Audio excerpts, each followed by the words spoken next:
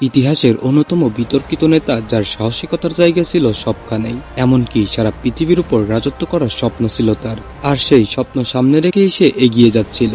তবে একটা সময়ে সে নিজের দোষেই সবকিছুই হারিয়ে ফেলে। কিন্তু কেন? কি এমন হয়েছিল তার সাথে? আর তার শেষ পরিণতিই বা কি হয়েছিল? এই সব প্রশ্নের উত্তর জানবো আমরা 2023 সালে মুক্তিপ্রাপ্ত নেপোলিয়ান মুভিটার গল্প থেকে। নাম শুনেই নিশ্চয়ই বুঝে গিয়েছো আমি আসলে কোন নেতার ব্যাপারে বলছি। তিনি আসলে এমন একজন সেনাপতি ছিল যাকে সর্বকালের সেরা সেনাপতি বলা হতো, এবং যার উদ্ভাবন সেনাবাহিনীর প্রশিক্ষণ কেন্দ্রগুলোতে এখনো ফলো করা হয়। তবে নেপোলিয়ানকে নিয়ে অনেক মানুষেরই দোটানা আছে, কারণ সে কারো কাছে হিরো, আবার কারো কাছে সে একজন ভিলেন। তবে আজকের এই গল্পটা দেখার পর আশা করি আপনাদের সব কনফিউশন দূর হয়ে যাবে। তাই চলুন আর দেরি না করে নেপোলিয়ানের জীবনের ইন্টারেস্টিং এই গল্পটা জেনে আসি। গল্পটার শুরুটা হয় 1989 সালে। তখন ফ্রান্সের ফরাসি বিপ্লব শুরু হয়েছে, আর এই জন্য খাদ্যের অভাবে পুরো ফ্রান্স জুড়ে দুর্ভিক্ষ শুরু হয়ে যায়। এই জন্য ফ্রান্সের 16তম রাজা লুইসকে নির্মমভাবে হত্যা করা হয়। সেই সাথে তার 11,000 সাপোর্টারদেরও মেরে ফেলা হয়। এরপর পালা আসে রানীর। শেষ রানী ম্যারিকে সবার সামনে হত্যা করার জন্য নিয়ে আসা হয়। অন্যদিকে ফ্রান্স তখন জোর করে বিভিন্ন রাজ্য দখল করে নিচ্ছিল, যার কারণে ফ্রান্সের উপর অনেকেরই রাগ ছিল। তাই রানীকে যখন হত্যা করার জন্য নিয়ে আসা হয়, তখন তাকে সবাই ধিক্কার জানাতে থাকে, আর তার গায়ে পাথর সহ বিভিন্ন নোংরা জিনিস ছুঁড়ে মারতে থাকে। এই সব কিছুর মধ্যে দিয়ে রানীকে গিলোটিন নামের একটা যন্ত্রের সামনে নিয়ে দাঁড় করানো হয়। আর এই যন্ত্রের মধ্যে দিয়ে রানীর মাথা ঢুকিয়ে সবার সামনে তার শরীর থেকে মাথাটা কেটে আলাদা করে ফেলে, এবং সেটা সবাইকে দেখানো হয়। এটা দেখে সেখানে থাকা সবাই অনেক বেশি খুশি হয়ে যায়। আর সেখানেই আমরা গল্পের প্রধান চরিত্র নেপোলিয়ানকে দেখতে পাই। সেখানে সবাই রানীর মৃত্যু নিয়ে উল্লাস করছিল, আর সেখানেই নেপোলিয়ান দাঁড়িয়ে একজন প্রথম শ্রেণীর সেনা থেকে ফ্রান্সের সেনাপতি হওয়ার স্বপ্ন দেখছিল। এর কিছুদিন পরেই নেপোলিয়ান পল নামের এক নেতার সাথে গিয়ে দেখা করে। পল তাকে জানায় ইংল্যান্ডের সেনারা তাদের টিউল নামের একটা দুর্গ দখল করে নিয়েছে, আর সেখান থেকে তারা ব্যবসা বাণিজ্য শুরু করেছে, যার কারণে তাদের ব্যবসা বাণিজ্যে অনেক ক্ষতি হচ্ছে। শুধু তাই নয়, ইংরেজি সেনারা সেখানে ফ্রান্সের অনেকগুলো তরুণ ছেলেদেরকে আটকিয়ে রেখেছে, এবং তাদেরকে দিয়ে জোর করে কাজ করানো হচ্ছে। আর এভাবে চলতে থাকলে ফ্রান্সের বাণিজ্য হুমকির মুখে পড়ে যাবে, এবং দেশের অর্থনৈতিক ব্যবস্থাও খারাপ হয়ে পড়বে। তাই এখন সে ওই দুর্গটি ফিরে পেতে চায়। যেভাবেই হোক ইংরেজদের হাত থেকে ওই দুর্গটা উদ্ধার করতেই হবে। তখন নেপোলিয়ান আশ্বস্ত করে যে সে ওই ইংরেজদের হাত থেকে ওই দুর্গটা ফিরিয়ে আনতে পারবে, আর তখন ফ্রান্সের ব্যবসা বাণিজ্য আবারও উন্নতি হয়ে যাবে। এটা শুনে পল ভীষণ খুশি হয়। তবে এর জন্য আগে ইংরেজদের ঘাঁটিটা ভালোভাবে পর্যবেক্ষণ করতে হবে তার। পল তার কথা শুনে রাজি হয়ে যায়, এবং তার ইচ্ছা মতো কাজ করার পারমিশনও দিয়ে দেয়। সেই সাথে তাকে বলে দেয় যে সে যদি এই কাজটা ঠিকঠাকভাবে করতে পারে, তাহলে তাকে অনেক বড় একটা উপহার দেওয়া হবে। তো এরপর নেপোলিয়ান সেখান থেকে বেরিয়েই কাজে লেগে পড়ে। তবে এরই মধ্যে বাধে এক বিপত্তি, আর তা হলো নেপোলিয়ানের কাছে যে পরিমাণে অস্ত্র ছিল সেগুলো দিয়ে ইংরেজদের সৈন্যদের হারানো সম্ভব ছিল না, কারণ ইংরেজদের সৈন্য সংখ্যায় ছিল অনেক বেশি। তাই নেপোলিয়ান নষ্ট হয়ে যাওয়া কামানগুলো জোগাড় করে। এরপর সেগুলোকে সারাই করে ইংরেজ সৈন্যদের উপর অ্যাটাক করার প্রস্তুতি করে। অস্ত্রগুলো তৈরি হয়ে যাওয়ার পর নেপোলিয়ান সেই টিউলিন নামের দুর্গটা পর্যবেক্ষণ করার জন্য যায়। সেখানে গিয়ে সে দেখে ইংল্যান্ডের সৈনিকরা শুধুমাত্র তাদের দুর্গটিই নয়, বরং তাদের জাহাজগুলোও দখল করে নিয়েছে। তখন নেপোলিয়ান প্ল্যান বানায় যে সেই ইংরেজদের উপরে সারপ্রাইজ অ্যাটাক করবে, আর তাদের অস্ত্র দিয়ে তাদেরকেই শেষ করবে সে। সেই প্ল্যান অনুসারে রাতে নেপোলিয়ান তার সৈনিকদের নিয়ে দুর্গটির সামনে চলে যায়। প্রথমে তার একটু নার্ভাস লাগছিল, কিন্তু পরবর্তীতে সে খুব সাহসিকতার সাথে টিউল দুর্গটির উপর অ্যাটাক করে দেয়। হঠাৎ এমন অ্যাটাক হতে দেখে ইংরেজ সৈন্যরা ভীষণ ঘাবড়ে যায়। তারা এরই মধ্যে সেখান থেকে বেরিয়ে এসে নেপোলিয়ানদের উপরে পাল্টা অ্যাটাক শুরু করে দেয়। কিন্তু এই যুদ্ধে নেপোলিয়ানের ঘোড়াটা মারা যায়, এবং নেপোলিয়ানও বেশ আহত হয়ে যায়। কিন্তু এতে সে থেমে থাকে না। আহত অবস্থাতেই ইংরেজ সৈন্যদের সাথে নেপোলিয়ান লড়াই চালিয়ে যায়। আর অবশেষে নেপোলিয়ানরা ইংরেজ সৈন্যদেরকে হারিয়ে দেয় এবং সেই দুর্গটা দখল করে নেয়। এরপর ইংরেজদের কামান দিয়েই তাদেরই বাণিজ্যিক জাহাজগুলো ধ্বংস করে দেয়। আর এটা জানার পর পল খুশি হয়ে নেপোলিয়ানকে তার সৈনিকের উপকমান্ডার হিসাবে নিয়োগ দিয়ে দেয়। নেপোলিয়ান তখন খুশি হয়ে পলকে জানায় যে তাদের এই সম্পর্কটা বহুদিন টিকবে। এরপর সিন শিফলে আমরা ম্যাক্সিলিয়ান নামের একজন রাজনীতিবিদকে দেখতে পাই, যে কিনা একটা সবাই বক্তব্য দিচ্ছিল। এই লোকটা আসলে তার পাওয়ারের অপব্যবহার করে যুদ্ধের সুযোগ নিয়ে নিরপরাধ মানুষদের মৃত্যুদণ্ড দিত।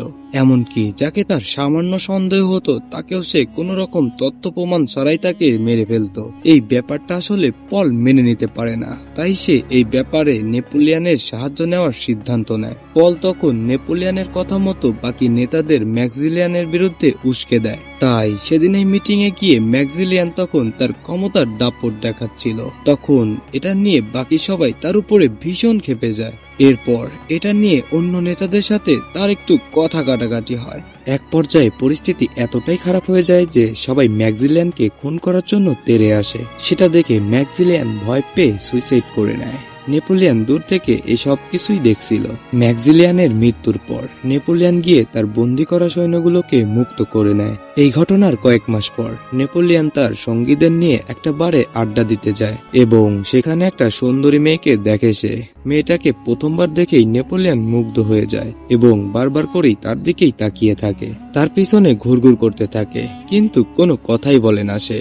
তখন সেই মেয়েটা এই ব্যাপারটা লক্ষ্য করে এবং নেপোলিয়ানের কাছে সে এসে জানতে চায় নেপোলিয়ান তার দিকে বারবার করেই তাকাচ্ছে কেন। নেপোলিয়ান এই প্রশ্নটা এড়িয়ে গিয়ে তার নাম জিজ্ঞাসা করে। তখন মেয়েটা তাকে বলে যে নামটা যেন সে নিজেই খুঁজে বের করে নেয়। এর পরের দিন একটা বাচ্চা ছেলে নেপোলিয়ানের সাথে দেখা করতে আসে। ছেলেটা নেপোলিয়ানকে জানায় যে তার বাবা একটা সময় নেপোলিয়ানের সৈনিক ছিল আর ইংরেজদের বিরুদ্ধে যুদ্ধ করার সময় তার বাবা মারা যায়। তাই সে নেপোলিয়ানের কাছে তার বাবার রেখে যাওয়া তরোয়ালটা নিয়ে যেতে চায়। তখন নেপোলিয়ান তাকে বলে সাধারণ মানুষদের কাছে তরোয়াল থাকা উচিত নয়, তাও আবার একটা বাচ্চা ছেলের কাছে। কিন্তু বাচ্চা ছেলেটি তার বাবার তরোয়ালটা সেখান থেকে না নিয়ে যেতে চায় না। সেই বাচ্চা ছেলেটি বলে ওঠে যে তার মা বলেছে নেপোলিয়নের মতো একজন বড় মনের মানুষই তার বাবার তরোয়ালটা ফিরিয়ে দিতে পারবে। সেটা শুনে নেপোলিয়ন বেশ ইমপ্রেস হয়ে যায়। তাই সে বাচ্চা ছেলেটিকে বাড়িতে পাঠিয়ে দিয়ে মৃত সৈনিকদের অস্ত্রগুলো থেকে ওই তরোয়ালটা খুঁজে বের করার চেষ্টা করে। কিন্তু অনেক খোঁজাখুঁজির পরেও সে ওই সৈনিকটার তরোয়ালটা কোথাও খুঁজে পাচ্ছিল না। তাই সে একই রকম দেখতে অন্য একটা তরোয়াল নিয়ে বাচ্চা ছেলেটিকে দেওয়ার জন্য তাদের বাড়িতে চলে যায়। সেখানে গিয়ে সেই মেয়েটার সাথে নেপোলিয়ানের আবার দেখা হয়ে যায়, যাকে সে বারে দেখে পছন্দ করেছিল। আর সেখান থেকেই তাদের দুজনের মধ্যে টুকটাক কথাবার্তা শুরু হয়ে যায়। আর সেই কথা বলা থেকে ধীরে ধীরে তাদের মধ্যে ভালো লাগা কাজ করতে শুরু করে দেয়। তারা বেশ কয়েকবার পার্সোনালি দেখা করে। একদিন এই মেয়েটা নেপোলিয়ানের বাড়িতে যায় তার সাথে দেখা করার জন্য। সেখানে গিয়ে কথায় কথায় মেয়েটা নেপোলিয়ানকে জানায় যে তার নাম জোসেফাইন আর ওই বাচ্চা ছেলেটি মূলত তারই ছেলে ছিল এবং তার আরো একটা সন্তান আছে। তবে দুটো সন্তান থাকা সত্ত্বেও সে নিজের জন্য নতুন একজন সঙ্গী খুঁজছিল, কারণ তার স্বামীর মৃত্যুর পর সে অনেক একা হয়ে পড়েছিল। সে নেপোলিয়ানের কাছে জানতে চায় যে নেপোলিয়ান তাকে ভালোবাসে কিনা। তখন নেপোলিয়ান তাকে বলে সে তাকে অনেক ভালোবাসে। এটা শুনে জোসেফাইন তো ভীষণ খুশি হয় এবং কথায় কথায় তারা সেখানে অনেক কাছাকাছি চলে আসে। আর সেখান থেকেই তাদের ভালোবাসার জার্নিটা শুরু হয়। এর কিছুদিন পর পল আসে নেপোলিয়ানের সাথে দেখা করতে। সে নেপোলিয়ানকে জানায় যে ম্যাক্সিলিয়ানের মারা যাওয়ার পর অনেকেই তাদের বিরুদ্ধে চলে গিয়েছে, তাই যেভাবেই হোক তাদের বিরুদ্ধে যাওয়া ওই লোকগুলোকে আটকাতেই হবে। তখন নেপোলিয়ান বলে যে এটা নিয়ে কোনো চিন্তা করার দরকারই নেই, কারণ সে নিজেই এই ব্যাপারটা সামলিয়ে নেবে। তাই পরের দিন নেপোলিয়ান তার সৈন্যদের নিয়ে রাস্তার মাঝখানে দাঁড়িয়ে যায়, কারণ তাদের বিরুদ্ধে যাওয়া লোকগুলো সেখান দিয়েই মিছিল নিয়ে যাচ্ছিল। সেই লোকগুলো নেপোলিয়ানের কাছাকাছি আসতেই নেপোলিয়ানের সৈন্যরা তাদের উপরে অ্যাটাক শুরু করে দেয় আর তাদের উপরে বোম ছুটতে থাকে। আর সেই অ্যাটাকে যখন কয়েকজন মানুষ মারা যায় তখন সেখান থেকে বাকিরা ভয় পেয়ে পালিয়ে যায়। এই ঘটনার 2 মাস পর নেপোলিয়ান এবং জোসেফাইন বিয়ে করে নেয় এবং বিয়ের অনুষ্ঠানের শেষে তারা অতিথিদের জন্য একটা পার্টির আয়োজন করে। সেখানে নেপোলিয়ান লক্ষ্য করে যে জোসেফাইন সেখানে থাকা অন্য ছেলেদের সাথে খুব হেসে হেসে কথা বলছিল। ব্যাপারটা নেপোলিয়ানের মোটেও ভালো লাগে না, তবে সে এই ব্যাপারটা নিয়ে জোসেফাইনকে কিছুই বলে না। তো যাই হোক, এরপর বেশ কয়েক বছর পার হয়ে যায়।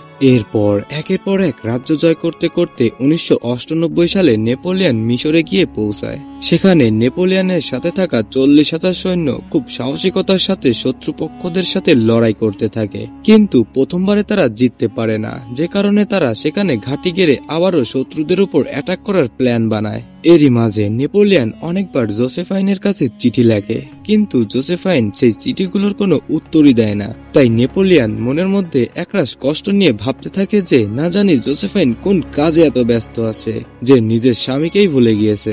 এখানে সিন শিপ হলে আমরা দেখতে পাই জোসেফাইন আসলে ভীষণ ব্যস্ত ছিল, তবে সে ব্যস্ত ছিল তারই এক সৈনিকের সাথে সময় কাটাতে। মানে নেপোলিয়ন এখানে না থাকায় জোসেফাইন তারই এক সৈনিকের সাথে করছিল। আর ধীরে ধীরে এই ঘটনাটি সবাই জেনে যায়। এদিকে নেপোলিয়নের এই ব্যাপারে কোনো ধারণাই ছিল না যে তার স্ত্রী তার অবর্তমানে কি কি করছে। এরই মাঝে একদিন নেপোলিয়নের এক সঙ্গী এসে তাকে জোসেফাইনের ব্যাপারে জানায়, কিন্তু নেপোলিয়ন তার কথা বিশ্বাসই করে না, কারণ সে জোসেফাইনকে অনেক বেশি ভালোবাসতো আর অনেক বিশ্বাস করত। তখন সেই লোকটা তাকে বলে যে যদি তার কথায় বিশ্বাস না হয় তাহলে সে যেন ফ্রান্সে গিয়ে নিজ চোখে দেখে আসে। এই কথা শুনে নেপোলিয়ন যুদ্ধ শেষ না করেই ফ্রান্সের উদ্দেশ্যে রওনা হয়। ভাইরে ভাই, কি পরিমাণে ভালোবাসা একবার চিন্তা করো। তো যাই হোক, বাড়ি ফেরার পথে নেপোলিয়ন দেখতে পায় জোসেফাইন আর সেই সৈনিকের ব্যাপারে নিউজ পেপারে লেখা হয়েছে। এটা দেখে নেপোলিয়নের মাথায় তো একদম রক্ত উঠে যায়। বাড়ি ফিরে এসে জোসেফাইনের সাথে সে এই বিষয় নিয়ে ঝগড়া শুরু করে দেয়, এমনকি তাকে বাড়ি থেকেও বের করে দিতে চায়। জোসেফাইনের কাছে তখন বলার মতো কিছুই ছিল না, তাই সে শুধু তার ভুলগুলোর জন্য নেপোলিয়নের কাছে ক্ষমা চায়। সেই সাথে সে এটাও বলে যে সে নেপোলিয়নকে মন থেকে ভালোবাসে আর নেপোলিয়নের জন্য সে সবকিছুই করতে পারবে। এটা শুনে নেপোলিয়নের মনটা একটু নরম হয়, তবে সে তৎক্ষণাৎ জোসেফাইনকে ক্ষমা না করতে পারলেও ধীরে ধীরে তাদের মধ্যে সবকিছুই ঠিক হয়ে যায়। আচ্ছা, আপনি যদি নেপোলিয়নের জায়গায় থাকতেন তাহলে আপনার স্ত্রী কিংবা গার্লফ্রেন্ড এমন ভুল করলে কি আপনি কখনো ক্ষমা করতে পারতেন? তা অবশ্যই কমেন্টে জানাবেন। কিন্তু এদিকে নেপোলিয়ন যেহেতু মিশরের বিরুদ্ধে যুদ্ধটা মাঝপথেই রেখে চলে এসেছিল, তাই সেটা নিয়ে তার বিরুদ্ধে মামলা হয়। তখন নেপোলিয়ন সবাইকে জানায় যে ফ্রান্সের অবস্থা এখন খুবই খারাপ। ফ্রান্সের সৈনিকরা অন্য দেশের সৈনিকদের থেকে অনেক দুর্বল হয়ে পড়েছে, তাই যেভাবেই হোক তাদের এই সমস্যাটা সমাধান করতেই হবে, আর তা না হলে তারা কোনো দেশের সাথেই লড়াই করে জিততে পারবে না। সেখানে নেপোলিয়ন তাদের মুখের উপরেই বলে দেয় যে সে যেটা করেছে বুঝে শুনেই করেছে, কারণ দুর্বল সৈনিকদের নিয়ে হাঁটতে রাজি না সে। এই কথা বলেই সে রেগে সেখান থেকে বেরিয়ে যায়। কিন্তু সমস্যা হলো ফ্রান্সের সৈনিকদের আপডেট করার মতো যথেষ্ট পরিমাণ টাকা নেপোলিয়নদের কাছে ছিল না, তাই এই বিষয়টা নিয়ে সবাই একটু দুশ্চিন্তায় পড়ে যায়। এরপর একজন কাউন্সিলর এসে নেপোলিয়নদের সাথে দেখা করে। সে নেপোলিয়নকে এসে বুদ্ধি দেয় যে নেপোলিয়ন যদি তাদের সাথে মিলে অন্য কাউন্সিলরদেরকে সরিয়ে ফেলতে পারে তাহলে ফ্রান্সের দায়িত্ব নেওয়ার জন্য নিজেদের পছন্দ মতো লোক তারা নিয়োগ করতে পারবে। তবে এই লোকটা সেখানে মোট 3 জন কাউন্সিলর হিসাবে নিয়োগ করার প্রস্তাব জানায়, তবে তাদের মধ্যে নেপোলিয়নও একজন ছিল। নেপোলিয়ন তখন তার কথায় রাজি হয়ে যায়। এরপর সে একে একে সব কাউন্সিলরদেরকে মেরে মেরে জোর করে পদত্যাগ করাতে বাধ্য করে, কিন্তু বাকি নেতারা সেই 3 জনকে কাউন্সিলর বানাতে রাজি হচ্ছিল না, কারণ তারা জেনে গিয়েছিল যে পুরনো কাউন্সিলরদের পদত্যাগের পিছনে নেপোলিয়নের হাত ছিল। এই বিষয়টা নিয়ে নেপোলিয়ন এবং তার ভাইয়ের উপর সবাই হাসি ঠাট্টা করতে শুরু করে দেয়, কারণ নেপোলিয়ন তার ভাইকেও কাউন্সিলর বানাতে চেয়েছিল।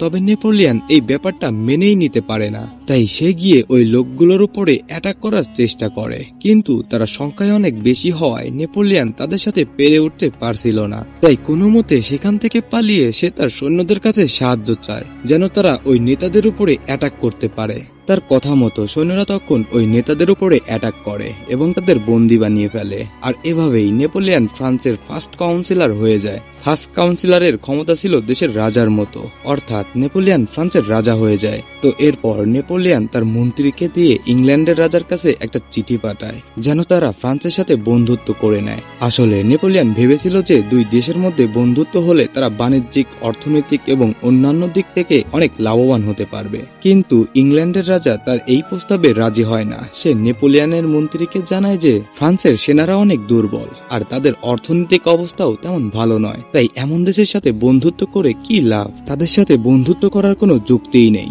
তখন নেপোলিয়নের মন্ত্রী তাকে বোঝানোর চেষ্টা করে যে একজন সেনাপতি হিসাবে নেপোলিয়নের যথেষ্ট সুনাম রয়েছে, তাই আশা করা যায় যে কাউন্সিলর হিসাবে সে খুবই ভালোভাবে দায়িত্ব পালন করতে পারবে। কিন্তু এই রাজা তাতেও রাজি হয় না, তাই মন্ত্রী সেখান থেকে ফিরে নেপোলিয়নকে এই কথাটা জানায়। এরপর নেপোলিয়ন নিজেই ইংল্যান্ডের রাজার সাথে দেখা করতে যায়। সে গিয়ে সেই রাজাকে আবারও সে একই প্রস্তাব দেয়, কিন্তু রাজা এবারও তার প্রস্তাবে রাজি হয় না। তখন নেপোলিয়ন রাগের মাথায় রাজাকে বলে বসে যে সে যদি ফ্রান্সের সাথে বন্ধুত্ব না করে তাহলে এর পরিণতি খুবই ভয়ঙ্কর হতে পারে। কিন্তু সেই রাজা তার এই কথায় কোনো পাত্তাই দেয় না। এরই মধ্যে একদিন একজন কর্মচারী এসে নেপোলিয়নকে জানায় যে সে ফার্স্ট কাউন্সিলর হওয়াতে কেউ তার গুরুত্বই দিতে চাচ্ছে না, কারণ ইংল্যান্ডের মানুষ ফার্স্ট কাউন্সিলর পোস্টের মানেই বোঝে না। তাই সেই লোকটা নেপোলিয়নকে আইডিয়া দেয় যে সে যেন ফার্স্ট কাউন্সিলর বদলিয়ে নিজেকে ফ্রান্সের রাজা হিসেবে ঘোষণা করে। নেপোলিয়নের কাছে এই আইডিয়াটা বেশ ভালো লাগে, তাই সেই অনুসারে 2004 সালে ফ্রান্সের রাজা হিসাবে অভিষেক ঘটে নেপোলিয়নের। এরপর দেখা যায় যে সেই বছরই অস্ট্রেলিয়া এবং রাশিয়ার রাজা দুজন মিলেই ফ্রান্সের উপর হামলা করার প্ল্যান বানায়। সেটা জানার পর নেপোলিয়ন তাদের বিরুদ্ধে যুদ্ধ ঘোষণা করে। যুদ্ধের সময়টাতে নেপোলিয়ন খুব চালাকের সাথে প্ল্যানিং গুলো করতে থাকে। সে তার সৈনিকগুলোকে কয়েক ভাগে ভাগ করে বিভিন্ন জায়গায় লুকিয়ে থাকতে বলে, সেই সাথে তাদের সাথে থাকা অস্ত্রগুলো লুকিয়ে ফেলতে বলে, যাতে প্রতিপক্ষের দলগুলো সেই অস্ত্রগুলো আর খুঁজে না পেতে পারে। রাতের বেলায় নেপোলিয়নের সৈনিকরা প্রতিপক্ষ সেনার উপরে অ্যাটাক করার প্রস্তুতি নেয়। তখন নেপোলিয়ন তাদেরকে বলে দেয় যে অপর পাশ থেকে আগে অ্যাটাক না করা পর্যন্ত ফ্রান্সের সেনারা যেন তাদের উপরে অ্যাটাক না করে। এতে করে প্রতিপক্ষরা মনে করবে যে তারা হয়তো যুদ্ধটা জিতেই যাচ্ছে। তো প্রতিপক্ষর দলের সামনের দিকে ছিল অস্ট্রেলিয়ার সৈনিকরা। তারা নেপোলিয়নের কাছাকাছি এসেই প্রথম সৈন্য দলের উপরে অ্যাটাক করে, আর তারা ভেবেছিল যে নেপোলিয়ন হয়তো এই কয়েকজন সৈন্য নিয়েই যুদ্ধ করতে নেমেছে। আর ঠিক সেই সময়টাতেই নেপোলিয়নের দ্বিতীয় দল গিয়ে তাদের উপরে অ্যাটাক করে। সেটা দেখে তখন রাশিয়ান সৈন্যরাও এগিয়ে আসে। এভাবেই তাদের মধ্যে অনেকক্ষণ যাবৎ যুদ্ধ চলতে থাকে। শেষ পর্যায়ে এসে তখন অস্ট্রেলিয়ার সৈন্যরা একের পর এক মারা যেতে থাকে এবং রাশিয়ান সৈন্যরাও দুর্বল হয়ে পড়ে। তখন বাকি সৈনিকরাও সেখান থেকে পালাতে শুরু করে। নেপোলিয়ন তখন তার লুকিয়ে রাখা কামানগুলো বের করে এবং তাদের উপরে অ্যাটাক করে, আর এই অ্যাটাকে অনেক সৈন্যই মারা যায়। আবার সেই বোমাগুলো ব্লাস্ট হওয়ার কারণে বরফের ধস নামে। সেই বরফের ধসেও আরো অনেক মানুষই মারা যায়। আর এভাবেই নেপোলিয়ন ফাইনালি একটা কঠিন যুদ্ধ জিতে যায়। এরপর যুদ্ধ শেষে অস্ট্রেলিয়ার রাজা আসে নেপোলিয়নের সাথে দেখা করতে। সে নেপোলিয়নকে জানায় যে নেপোলিয়ন যুদ্ধটা জিতে যাওয়ার কারণে সে ভীষণ খুশি হয়েছে। তখন নেপোলিয়ন তার কাছে জানতে চায় যে রাশিয়ার রাজা কেন আসেনি। উত্তরে অস্ট্রেলিয়ার রাজা জানায় যুদ্ধে হেরে যাওয়ার কারণে রাশিয়ার রাজা এই ব্যাপারটা কোনোভাবেই মানতে পারেনি, তাই সে নেপোলিয়নের সাথে দেখা করতে আসেনি। নেপোলিয়ন তখন বলে যুদ্ধে যে তাদের অনেকগুলো সৈনিক বেঁচে গিয়েছে এটার জন্য অস্ট্রেলিয়া এবং রাশিয়া এই দুই রাজারই কৃতজ্ঞ হওয়া উচিত।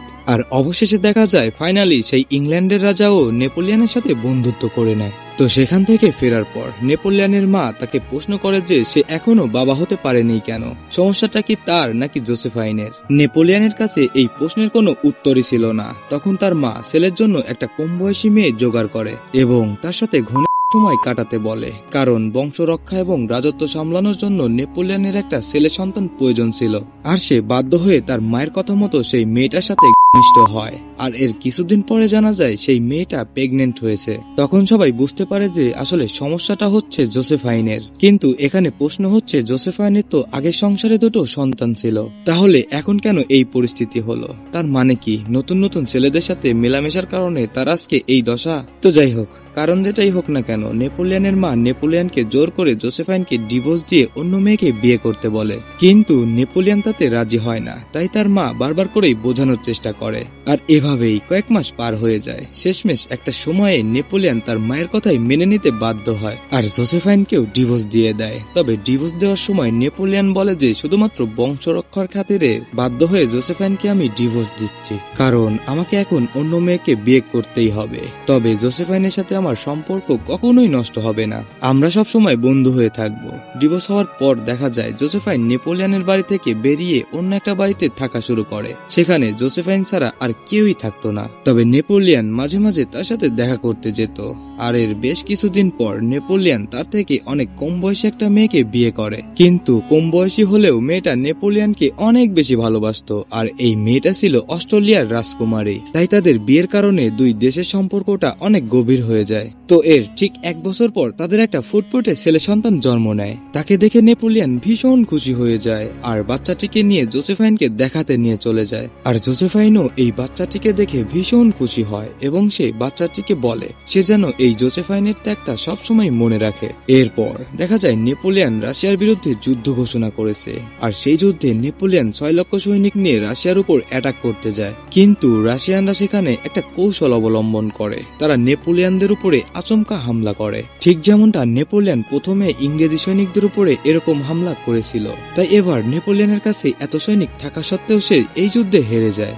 এরপর সেখানে বসেই নেপোলিয়ন জোসেফাইনকে একটা চিঠি লেখে, আর সেই চিঠিতে যুদ্ধের সব কথাবার্তা তাকে জানায়, আর এটাও জানায় যে নেপোলিয়ন তাকে এখনো অনেক ভালোবাসে। এরপর সে তার সৈনিকদের নিয়ে মস্কো দখল করতে বেরিয়ে পড়ে, কিন্তু সেখানে গিয়ে সে দেখে যে পুরো শহরটা খালি হয়ে পড়ে রয়েছে, সেখানে কোথাও মানুষের চিহ্নটাও নেই।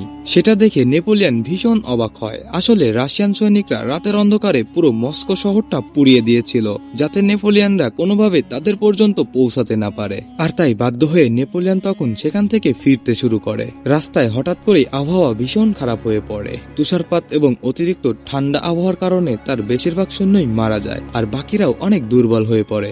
সবশেষে মাত্র 4000 সৈন্য অবশিষ্ট থাকে নেপোলিয়নের। তবে যেই সৈন্যরা মারা গিয়েছে তার জন্য সবাই নেপোলিয়নকে দায়ী করে, তাই তাকে স্বেচ্ছায় ফ্রান্সের দায়িত্ব থেকে সরে যেতে বলা হয়। আসলে নেপোলিয়নের কাছে তখন কোনো কিছুই করার ছিল না, তাই ফাইনালি সে 1814 সালে ফ্রান্সের দায়িত্ব ছেড়ে দেয়। শুধু তাই নয়, এরপর ফ্রান্স থেকে অনেক দূরে একটা সাগরে গিয়ে তাকে থাকতে বলা হয়, আর তাকে জানানো হয় যে এর সাথে তাকে অনেক টাকা দেওয়া হবে এবং সেই সাথে তার পরিবারের ভরণ পোষণের সম্পূর্ণ দায়িত্ব নেওয়া হবে।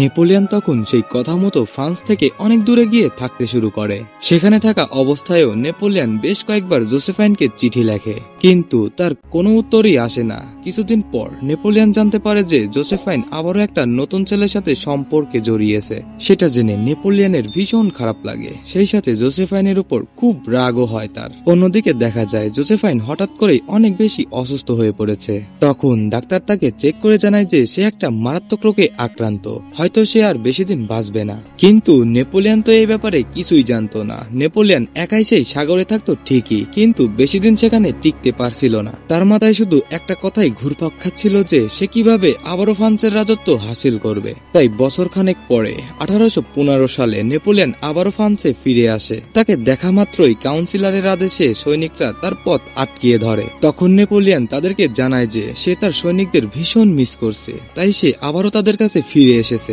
এটা শুনে সৈনিকরা ভীষণ ইমোশনাল হয়ে পড়ে এবং তার সাথে আবারও গিয়ে যোগ দেয়, আর সেখান থেকেই নেপোলিয়ন আবারও ফ্রান্সের রাজত্ব হাসিল করে নেয়। এরপর সে সরাসরি জোসেফাইনের সাথে আবারও দেখা করতে চলে যায়, কিন্তু সেখানে যাওয়ার পর জোসেফাইনের বদলে তার মেয়ের সাথে নেপোলিয়নের দেখা হয়। তখন নেপোলিয়ন জানতে পারে যে জোসেফাইন একটা কঠিন রোগে মারা গিয়েছে।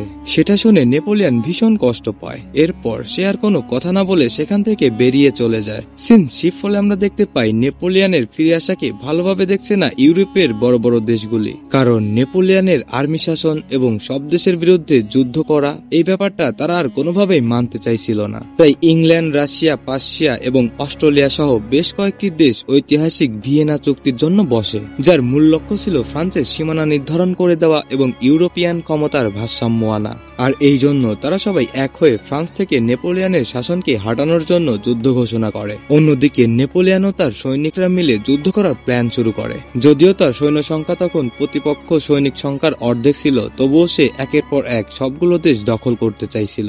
আর এই জন্য তার প্ল্যান হলো আগে ছোট দেশগুলোকে হারানো। তো সেই প্ল্যান অনুসারে তার সৈনিকদের নিয়ে সে ওয়াটারলি নামক একটা সীমানায় চলে যায়। তখন দুই পক্ষের কাছেই অনেক অস্ত্র ছিল, সেগুলো দিয়ে তারা একে অপরের উপর অ্যাটাক করতে শুরু করে দেয়। নেপোলিয়নদের সৈন্য কম হলেও তারা যুদ্ধে বেশ এগিয়ে ছিল।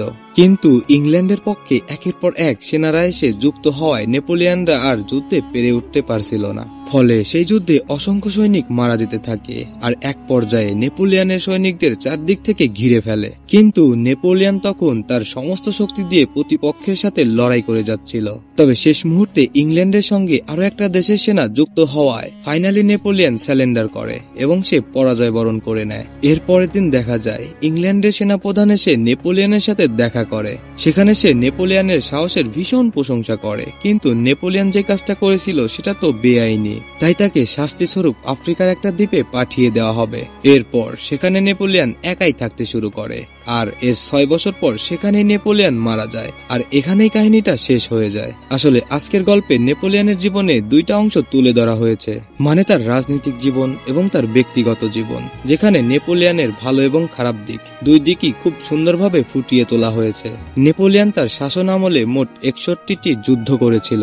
একজন সেনাপতি হিসাবে তখনকার সেনাবাহিনীতে তিনি যে উদ্ভাবন নিয়ে এসেছিল তা এখনো অনেক দেশের সেনাবাহিনীতে ফলো করা হয়, আর তাই তো তিনি সারা বিশ্বের সর্বকালের সেরা সেনাপতি হিসাবে পরিচিত। নেপোলিয়ানের জীবনে শেষ 3টা শব্দ ছিল ফ্রান্স, সেনা এবং তার স্ত্রী জোসেফাইন। আর এরই মধ্যে বোঝা যায় নেপোলিয়ান ঠিক যতটা দেশপ্রেমী ছিল ঠিক ততটাই তার ব্যক্তির জীবনকে ভালোবাসত। আশা করি মুভিটা দেখার পর নেপোলিয়ানের সম্পর্কে সবার ধারণাটা পরিষ্কার হয়ে গিয়েছে। তাই এই গল্পটা আমার কাছে বেশ স্পেশাল। তবে আপনাদের কাছে এই ইতিহাসটা কেমন লাগলো সেটা অবশ্যই কমেন্ট করে জানাবেন কিন্তু। আর এমন সব সুন্দর সুন্দর মুভি এক্সপ্লেন দেখার জন্য চ্যানেলটা সাবস্ক্রাইব করে বেল বাটনটি অন করে দিবেন। দেখা হবে নতুন কোনো এক গল্পে। সেই অবধি তোমরা সবাই অনেক বেশি ভালো থাকো।